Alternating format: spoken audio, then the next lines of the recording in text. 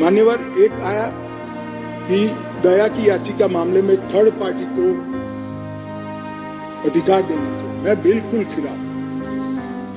अगर जिस व्यक्ति ने गुनाह किया है उसको अपने गुनाह का एहसास ही नहीं है, पछतावा ही नहीं है, तो दया शब्द पर इसका कोई अधिकार नहीं। जिसको गुनाह कर अगर पछतावा नहीं होता है उसको दया का कोई अधिकार नहीं है। दया का अधिकार उसी का बनता है जो बाद में बोले हरसिमरत को, मैं समझ रहा हूं आप क्या कहना चाहते हैं। दया का अधिकार उसी को बनता है जो अपने कृत्य को से पछतावा करता है। कोई व्यक्ति आतंकवादी कृत्य करेगा और जेल में जाएगा और फिर कहेगा कि मैं तो नहीं मांगता, मेरी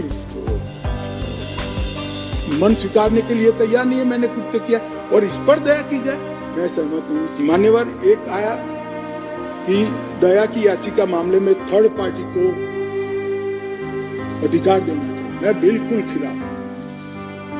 अगर जिस व्यक्ति ने गुनाह किया है उसको अपने गुनाह का एहसास ही नहीं है, पछतावा ही नहीं है, तो दया शब्द पर इसका कोई अधिकार नहीं। जिसको गुनाह कर अगर पछतावा नहीं होता है उसको दया का कोई अधिकार नहीं है। दया का अधिकार उसी का बनता है जो बाद में बोले हरसिमरत को, मैं समझ रहा हूं आप क्या कहना चाहते हैं। दया का अधिकार उसी को बनता है जो अपने कृत्य को से पछतावा करता है। कोई व्यक्ति आतंकवादी कृत्य करेगा और जेल में जाएगा और फिर कहेगा कि मैं तो नहीं मांगता, मेरी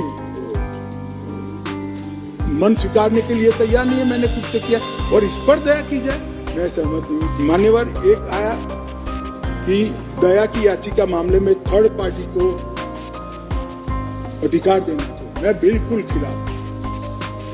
अगर जिस व्यक्ति ने गुनाह किया है उसको अपने गुनाह का एहसास ही नहीं है, पछतावा ही नहीं है, तो दया शब्द पर इसका कोई अधिकार नहीं। जिसको गुनाह कर अगर पछतावा नहीं होता है उसको दया का कोई अधिकार नहीं है। दया का अधिकार उसी का बनता है जो बाद में बोले हरसिमरत को, मैं समझ रहा हूं आप क्या कहना चाहते हैं। दया का अधिकार उसी को बनता है जो अपने कृत्य को से पछतावा करता है। कोई व्यक्ति आतंकवादी कृत्य करेगा और जेल में जाएगा और फिर कहेगा कि मैं तो नहीं मांगता, मेरी